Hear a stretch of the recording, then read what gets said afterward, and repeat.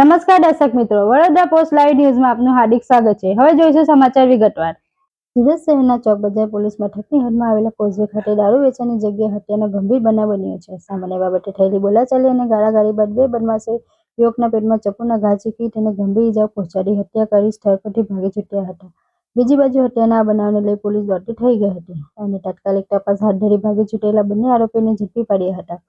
સુરતના જહાંગીરપુરા ખાતે આવેલા એસએમસી આવાસમાં રહેતો 28 વર્ષીય મનીષ ઉર્ફે લાલો ક્રાંતિ ખલાસી પ્લમ્બિંગનું કામ કરતો હતો। આ દરમિયાન ગઈકાલે કોઝવે ખાતે હાજર થયા આરોપીઓને યશ ભરતકુમાર રેવર અને વિનય કિરીટ પરમાર સાથે બોલાચાલી અને ગાળાગાળી કરી તેના પેટમાં ચપ્પુના ઘા ઝીકી તેને હત્યા કરી સ્થળ પરથી ભાગી ગયા હતા। બનાવ અંગે વધુમાં જાણવા મળ્યું હતું કે આરોપીઓ વિનય અને યશ ગઈકાલે કોઝવે પાસે આવેલા ખુલ્લા મેદાનમાં બેસેલા હતા ત્યારે મનીષ ત્યાં આવ્યો હતો।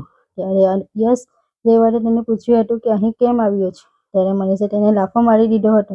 આ મુદ્દે તેઓ વચ્ચે ગાળાગાળી થઈ હતી અને ઉશ્કેરાયેલા આરોપીઓને ચપ્પુના ઘા ઝીકી તેની હત્યા કરી દીધી હતી। પોલીસે બંને આરોપીઓને ઝડપી પાડ્યા છે અને હત્યાનો ગુનો નોંધી આગળ કાર્યવાહી હાથ ધરી છે।